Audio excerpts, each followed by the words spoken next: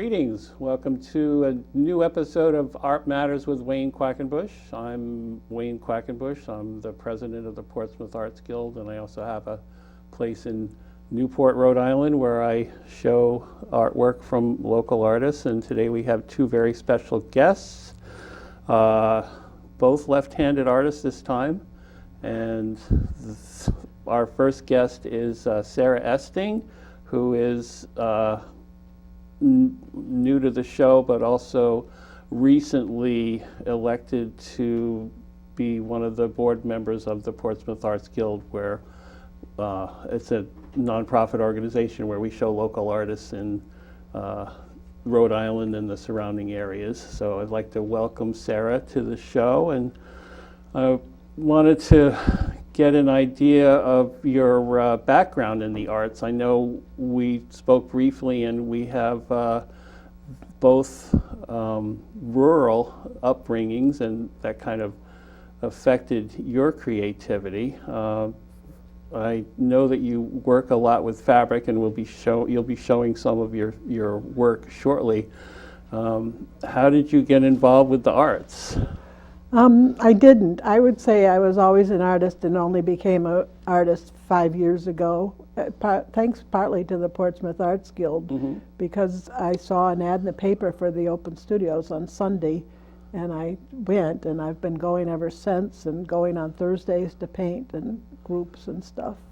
So I think of that as the beginning, although I also can think that all through my life I was doing something. I majored in biology in college, because that's the closest I could get to drawing pictures of things. Now, you were born in Chicago, you said, and you were raised in the Midwest, and you went to school in Minnesota, yeah. In Minnesota, and there were no art programs, I guess, for you there. Not But you really. always had a kind of a need or a drive to kind of Yes. do something visually. Right, and I also think that at my age, your mother was not going to like it, the idea of having an artist child, so you had to fly under the radar about it all, and have a real job. Oh, you mean the way you were brought up, and Yeah. your family wasn't supportive of your endeavors in that direction? I think they were just not thinking that it was going to amount to anything in life generally. So, even though it would be self-satisfaction to do it. Right, Yeah. kind of a solid, hard-working background, and no room for something that might be considered frivolous. Right. Yeah. And so what brought you to Rhode Island? My best friend growing up went to college to Brown. It was Pembroke when that was happening, and I went to college in Minnesota. We graduated at the same time. She loved Providence and said, I'm going to stay, why don't you come? And I thought, why not? She left 3 years later, and I've stayed. And you stayed. Yeah. Now, I know you've been doing a lot of work with fabric, and we're going to get to your artwork in a minute. You said that you were taking classes somewhere where they taught you the techniques? Yes, there's a place in Fall River called Pro Chemical and Dye, and Fall River was a textile town, so it's kind of been a place that made dye or used dye for a long time. And this is now a company that doesn't manufacture dye, but they have all the techniques that you would need to do different types of dye. High-end fabric. Yeah, and so they offer great workshops, and I discovered them quite a while ago now. I'm thinking maybe almost 20 years ago, and started taking the workshops, and I've learned a lot of techniques. And now I rent studio time there, and they have great technical support.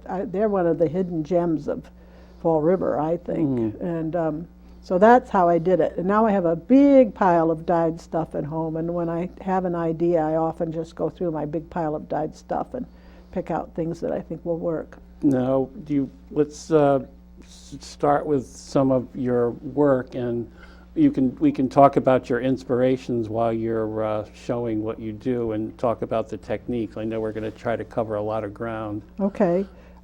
This one is called The Golden Flea. It was a William Blake writing, or actually a picture. He drew a picture, And he called it the ghost of a flea, and he means that a monster man would have the ghost of a flea in him and be rapacious and,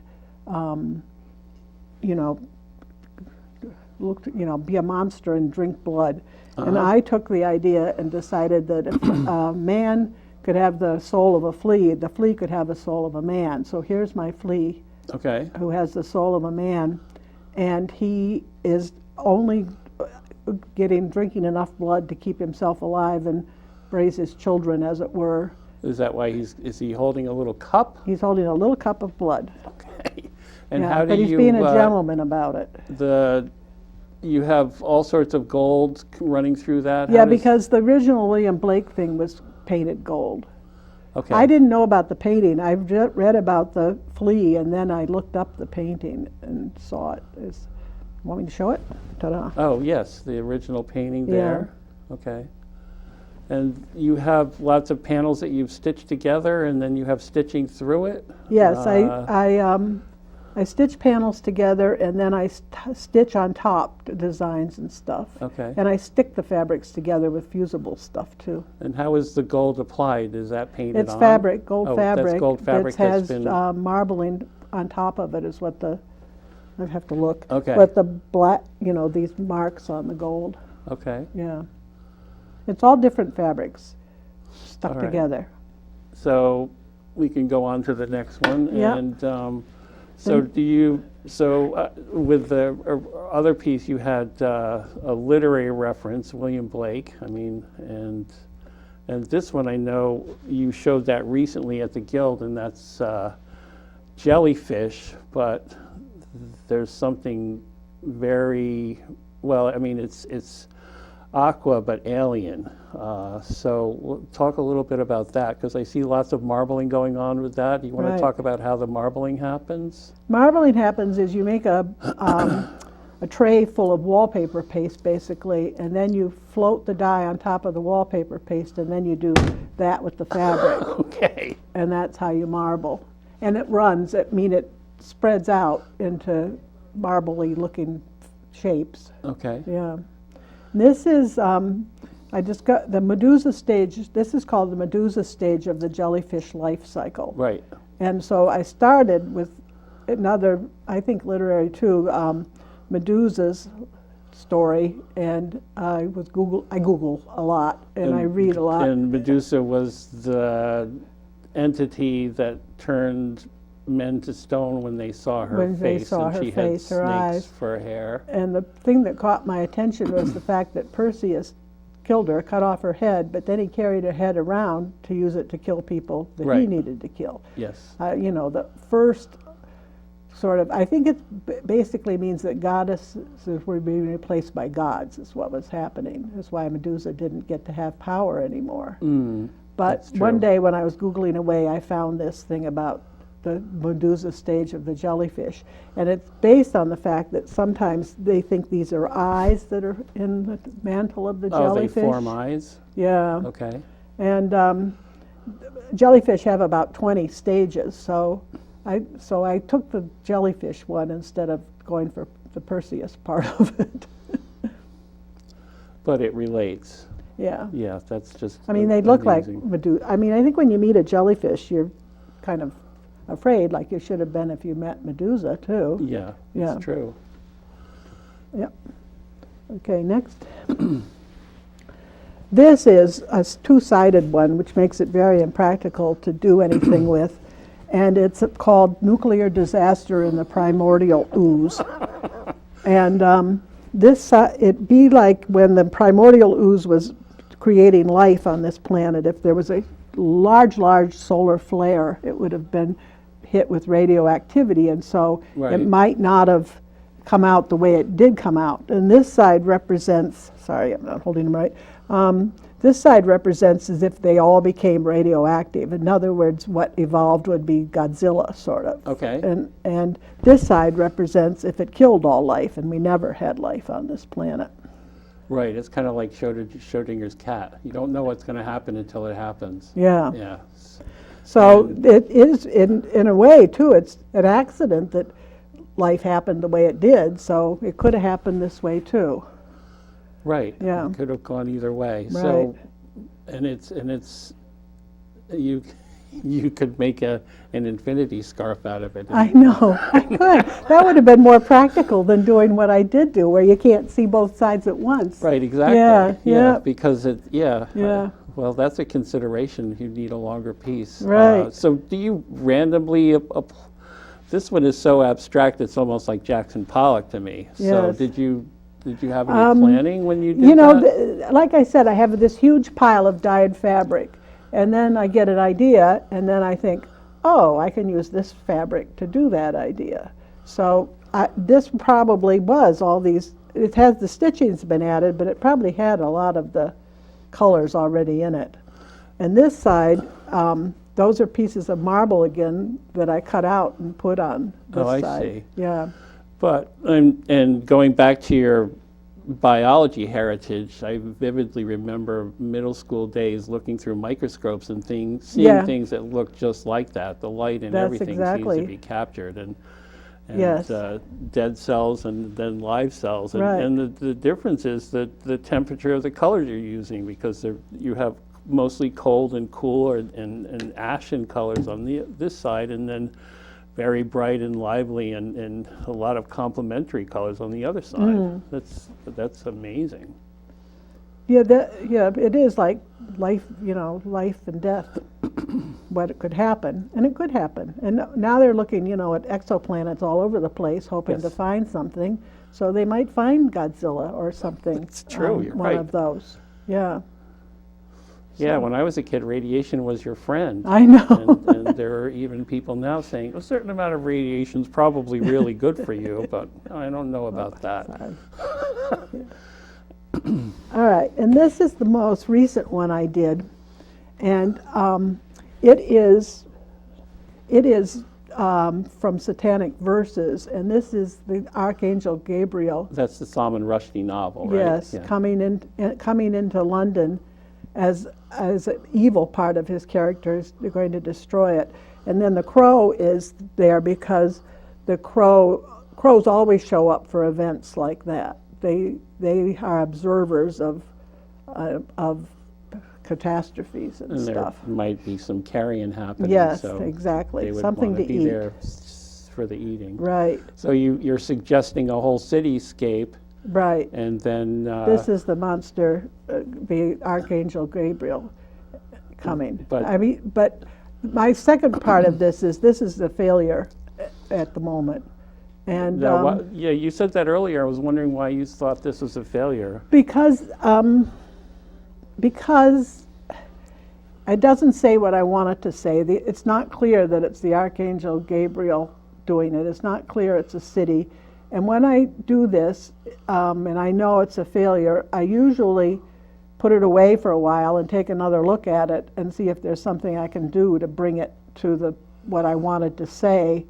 And then if there isn't, I use it for practice for other things. Well, I think even just by giving it the title that you did, it makes it a success, because I see that as an awe-inspiring creature, and that's what angels to me should be, not the Hollywood version with the wings and the halos and the things No. like that. They should be creatures of immense power and terror. Is there something on the back of that?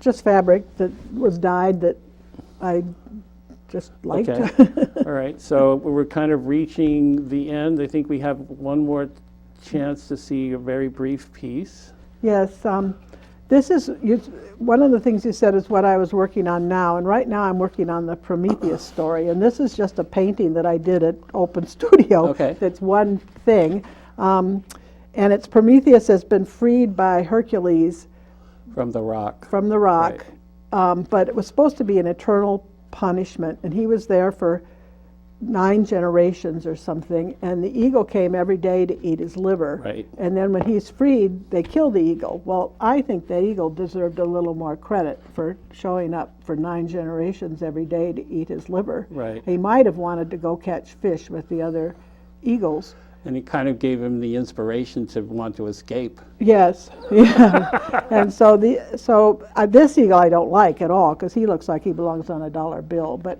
This is an idea Oh, that it's a I'm working sketch. out now. Yeah. Yeah. Okay. Well, I really wanted to thank you for coming today, and it's been a Thank you. pleasure talking to you. Oh, thank you. Hi. We've got a lot of ground to cover with this artist. We're going to be meeting Tim Gastall, aka Sonic Nova.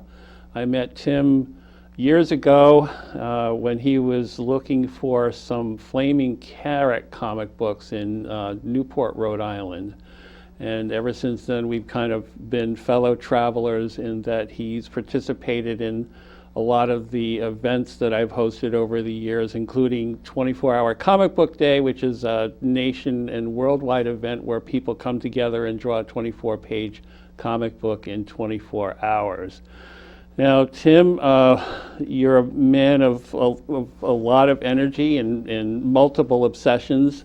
You want to talk a little bit about how you got started in your comic book world? Absolutely. Well, I'm 42 now. I was born in 1976, beautiful year. And back in the golden days, we used to have books like the Spider-Man Treasury Edition. When I was a little kid, this was the first comic I had when I was a child. There's pictures of me holding this book. So it started way back then. I just had to be into comic books. And one of the first books I remember getting off the spinning racks at Switey's Variety was Captain America 200. And just the way that Jack Kirby was drawn, that yelling of the face, that just drew me right in. I had to get into comic books.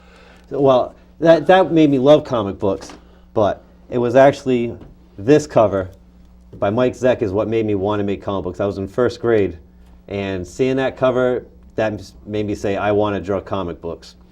So I always wanted to make those books, and I always liked characters like Nova, so that's where the name Sonic Nova sort of comes from. Being a little kid wanting to be a superhero. But when I was in 6th or 7th grade, I'm talking fast, we only got a few minutes.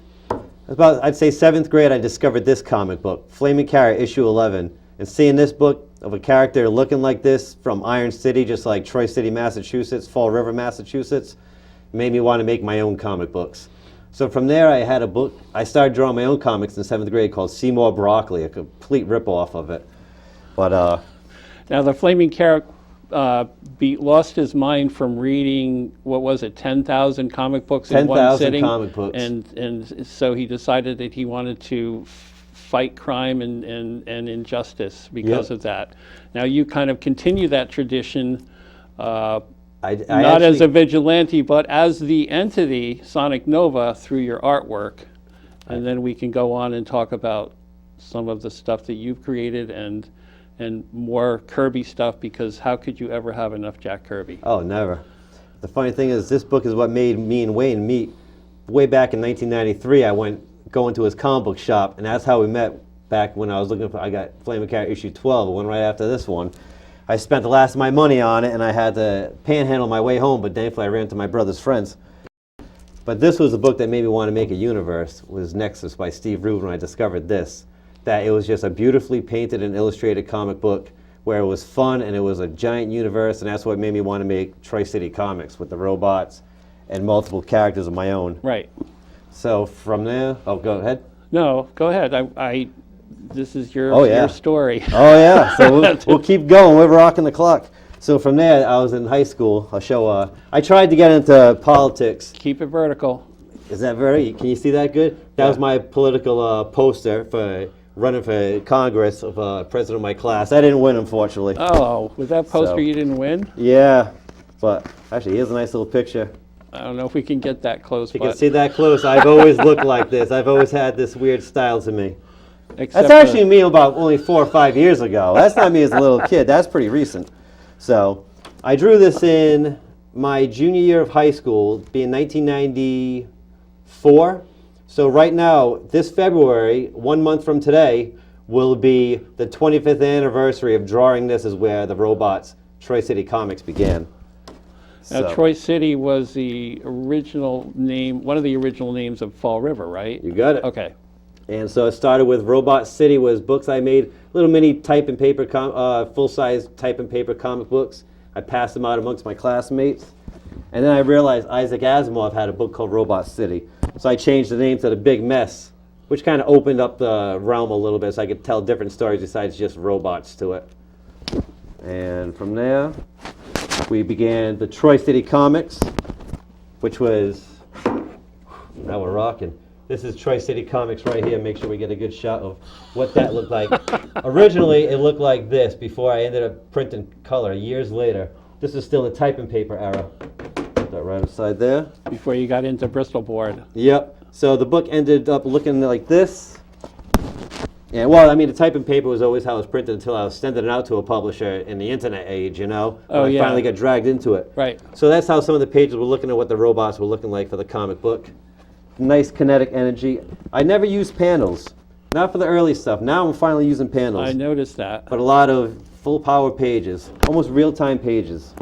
So as you're reading it, it's like a 20-minute comic book that's happening in 20 minutes. Now, how did you do the lettering back then?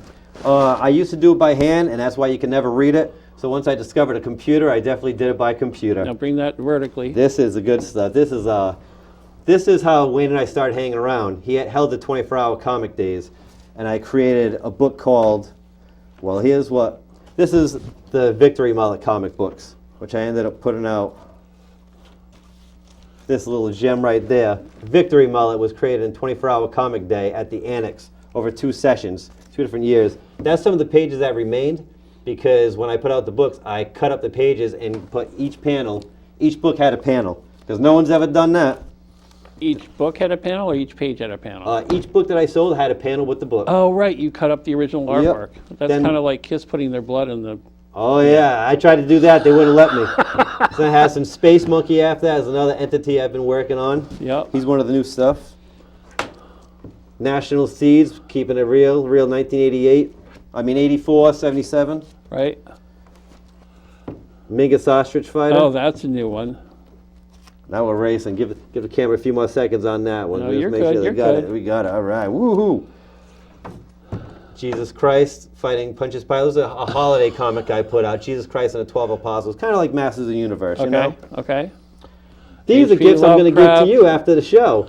These are posters we did from the Antics Expo that Wayne and I ran with our friends Casey and Brendan and a whole pack of fantastic artists over a few sessions. Yep. Look up the anticsexpo.com.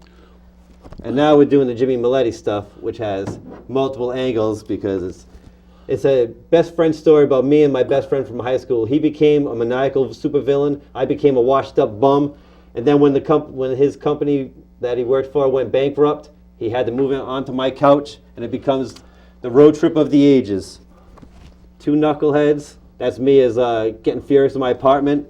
Right? Him in the unemployment line of superheroes, because that's what happens when companies go bankrupt. That book is my dedication to any of us who had to fight through the era of comic books falling apart. This is the fun stuff.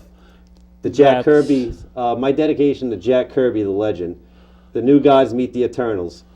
Obviously, both copyrighted characters and So for entertainment purposes only. Exactly. So we can't publish it, so it's only in pencil. That's why you get to see it magically, because it won't be published. But as a dedication, we can show it off. Woo! Look at that. The most cosmic of cosmic superhero tales. Yep. Little peek at what's going on for New Genesis there. Jack Kirby's the godfather of comics, as we know. The king of comics, we should call him. That's a little bit of our buddy Shiloh Norman and Oberon hanging out. And Mr. Miracle and Big Barda. Oh, lovely lady. And also the Tamara Overture, illustrating Orion and the Pack. For those who want to look up Jack Kirby, the Pack, greatest comic story. Oh, a few of the oil paintings. I forgot we got those too. Yes. These are the refrigerated doors, but they're lousy pictures of them. So these are early ones I did of the Failure of Chicken Boy and El Vitrine de Cristo. Cold Day and Heck, because we're not going to say that word. And another fight of Amigo dolls. The Lizzie Borden. Now we were going to talk about the four-eye syndrome that you promote. Now Let's Lizzie do it. Borden is probably one of the more famous Fall River residents. And there's a bed and breakfast and all of that other good stuff. So talk about the four eyes. This is actually a family heirloom. My father handed it down to me. He got it from his uncle. That's a bottle opener. Yep, they're classic in the 40s and 50s. So from seeing that, I added it to the Lizzie image, and it came up with that. So that was on the wall of your house when you were a kid? Yep, Okay, yep, that's amazing. yep. So And that it's handed down to me, cast iron, right? and I have that there. And even Lizzie made her way to my arm right there, Yep. lovely lady. And I also used the 4-eye motif. Hopefully, am I still marked? I don't. All right, good. With another piece I did. Get it up, hold it up. Our friend Keep Rasputin. it flat. Make sure we see that.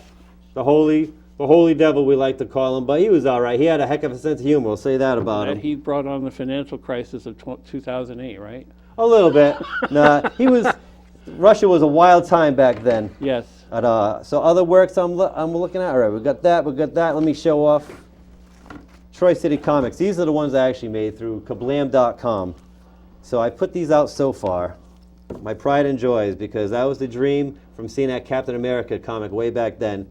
Finally getting these out through kablam.com was a cool company. They're good for publishing. And after those, I released Victory Mullet. Victory Mullet. And all right, we got a few more minutes. And now I'm working on the final pages of my first graphic novel, Jimmy Milletti, The Idea Man, because it's never been released. Jimmy Milletti is your alter ego, and where does he live? He lives in a fictional town that's very much like the town that you live in. Yep, he's from Troy City, and he and his buddy go to Hollywood to live the dream. They don't quite succeed, and next we'll be seeing him after this graphic novel back in Muttonville with his cousin, Victor and Derek, the Millettis, Victory Mullet. And here's some of the pages with my little Kirby-style panels, and then the Watchmen-style panels, Dave Gibbons. Right. First time I've done nine panel panels. pages. Break them up like that. Yes. Yep. I like putting the balloons right behind it, too. So, the balloons for words. Oh, right. And techniques I like to share because there's not enough of them shared out there. Oh, pages I like to show off. Victory Mullet and Space Monkey, because that's two of the other characters that we're putting into Troy City Comics. The new book's going to be Troy City 2020 and Jimmy Milletti, the idea man of the graphic novels. Is it coming out in 2020 or 2019? Probably 2020 because I'm pretty slow at drawing. Okay. But I'm quicker at drawing now that I came up with this. The triangle, tape a couple of quarters to it. I'll have nickels because I'm out of money. But use the nickels, you can put it over the page and ink like that without macking your hand into the inks. And I like to That's very valuable. Talk about your painting. This is New Bedford, where I'm living right now. New Bedford by Sonic Nova, 2018. With Moby Dick and our main man, Frederick Douglass, who lives right up the street from where I'm living right now. That his apartment that he had in New Bedford. Same street as mine, 7th Street.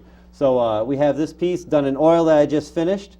And a technique I've done for the oils is I actually made 2 bottles, ran a bridge with a broomstick over it, and I rest my hand on that, and I've been painting with a bridge that way. Right. Palette knife, paintbrush, use it as a bridge, and you get all the details without putting your hand on the wet paint. So this is the world of Melville meets the world of Frederick Douglass, obviously because the white whale is there.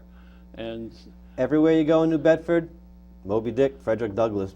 We love them. and that's where we have to wrap it up.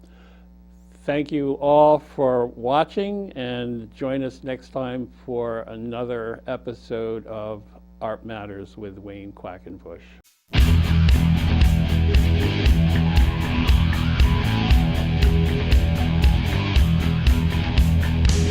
Born broken-hearted on a Sunday morn. Spent a lifetime being battered and torn. Seemed every time I think I'm falling in love, an intervention comes crashing from above. Why can't I be loved?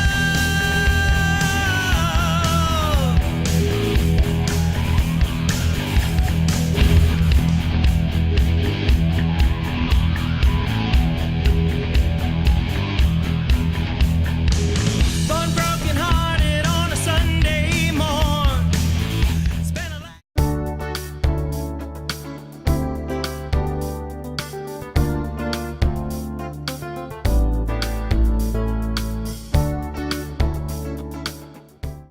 Hi, I'm Lisa Coble from Newport Hospital Volunteer Services. We're always looking for great people to join our volunteer team, so contact us soon and learn about the exciting opportunities for you as a volunteer at Newport Hospital.